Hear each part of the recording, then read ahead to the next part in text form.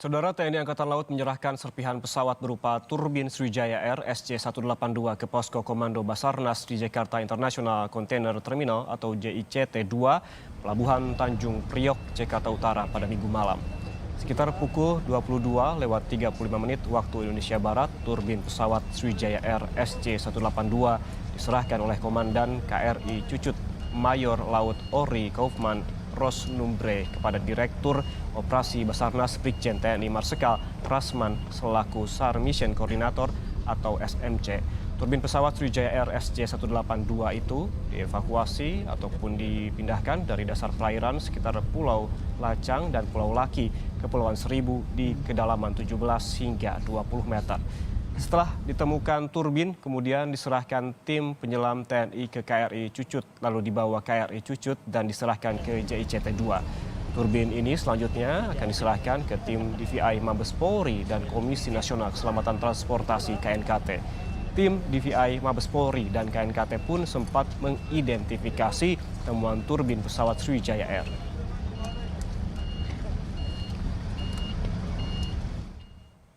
Saudara, kita langsung pantau bagaimana pencarian pesawat Sriwijaya Air SC-182 dari KRI Gilimanuk di sekitar Kepulauan Seribu, Jakarta. Sudah tersambung bersama kami rekan jurnalis Kompas TV Cindy Permadi. Selamat pagi Cindy, apa fokus dan juga rencana pencarian hari ini dan pukul berapakah kotak hitam sudah bisa diangkat?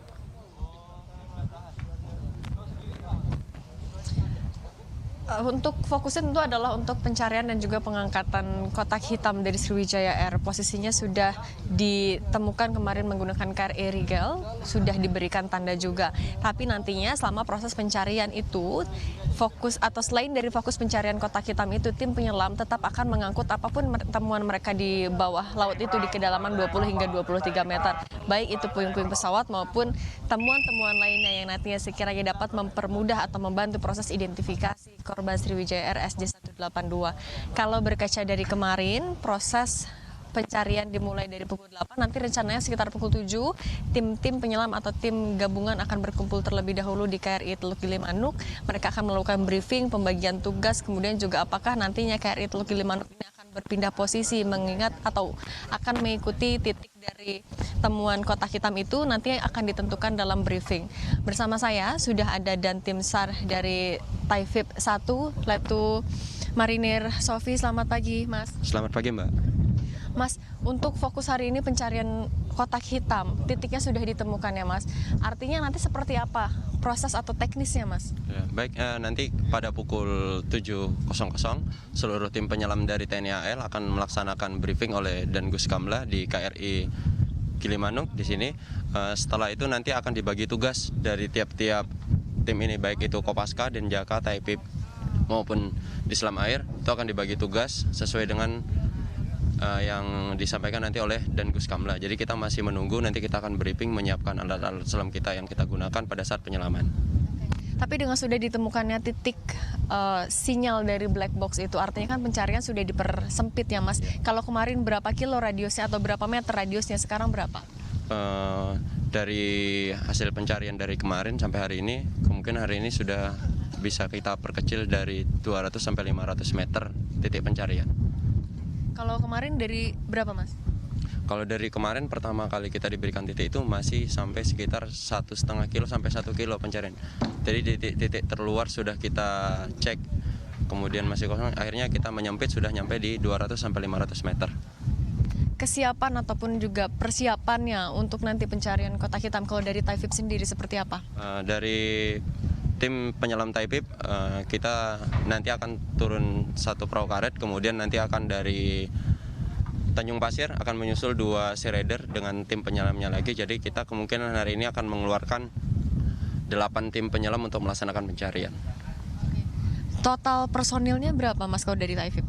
Dari Taifib untuk yang kita standby di KRI Gilimanuk itu ada 14 orang, kemudian nanti akan menyusul dari tim sea rider itu total 15 personil.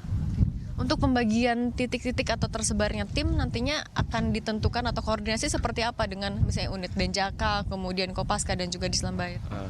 Pelaksanaannya nanti kita juga masih belum dapat nanti kita akan di briefing oleh Dangus Kamla pada pukul 07.00 itu. Nanti setelah itu mungkin akan dibagi area sektor pencarian masing-masing. Kalau melihat cuaca hari ini Mas, saat ini kan juga cukup cerah begitu. Ini sudah cukup ideal untuk pencarian black box. Apakah nantinya ada juga faktor cuaca yang dikhawatirkan seperti apa? Kalau situasi pagi ini ya mudah-mudahan sampai siang makin cerah ya. Kemudian angin juga mulai berkurang dan harapan kita sama-sama arus di bawah itu tidak terlalu kuat sehingga penyelam kita dapat mampu bertahan lama di bawah air untuk mencari posisi di mana black box-nya gitu. Kelengkapan yang dibekali kepada tim dari Taifib untuk pencarian black box apa saja, Mas? Yang pertama kita yang jelas membawa alat selam open ya. Kemudian kita juga dibekali oleh finger tracker. Jadi untuk mencari posisi pingnya frekuensi dari black box itu, Mbak. Mas, kalau misalnya melihat juga di kemarin sempat hujan kemudian cuaca gelap. Nah itu untuk mengantisipasi faktor cuaca yang seperti itu juga seperti apa? Kalau untuk mengantisipasi cuaca ya kita paling kalau udah cuaca buruk seperti kemarin sore gelap itu ya kita tidak bisa di bawah air, juga tidak bisa lama-lama karena visualisasi kita terbatas, kemudian arus di bawah juga kencang, ombak di atas juga tinggi. Jadi ya mau tidak mau memang kita harus cut kemarin karena situasi alam yang tidak mendukung gitu. Oke. Kemudian juga Mas untuk koordinatnya, informasinya koordinat pastinya juga sudah ada ya Mas untuk kotak hitam? Untuk koordinat pasti kotak hitam belum. Cuma area sektor yang kita dapatkan sudah kita plot di GPS masing-masing tiap tim penyelam gitu. Baik, terima kasih banyak Mas Sofi. Tentu harapannya adalah hari ini cuaca mendukung untuk proses pencarian maupun juga pengangkatan kotak hitam. Tadi sudah disampaikan koordinatnya sebenarnya sudah disebarkan juga ke tim-tim unit yang akan melakukan penyelaman. Tim-tim juga dibekali dengan finger locator yang fungsinya adalah untuk mencari di mana keberadaan dari kotak hitam tersebut. Saat ini mulai dilakukan persiapan juga dari tim-tim yang berada di KRI Teluk Gilimanuk. Yang dicek diantaranya adalah tabung selam, isinya apakah juga sudah mencukupi ataupun sudah full untuk nantinya digunakan oleh tim penyelam secara optimal. Kemudian juga kesiapan maupun juga kesehatan mereka itu juga dicek. Hari ini ada 14 KRI juga yang bersandar di sekitaran titik jatuhnya pesawat Sriwijaya Air SJ182.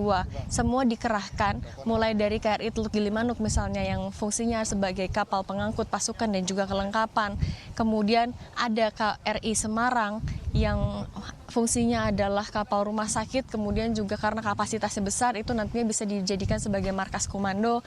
Kemudian juga ada kapal-kapal yang berfungsi atau memiliki teknologi sonar seperti misalnya KRI Rigel yang memang sudah berada di sini sejak hari Sabtu. Ada tambahan kapal-kapal lain, begitu juga ada kapal yang nantinya bisa melakukan deteksi benda-benda juga menggunakan sonar di bawah laut. Itunya nanti juga akan terus dikerahkan oleh tim yang ada di sini. Ian.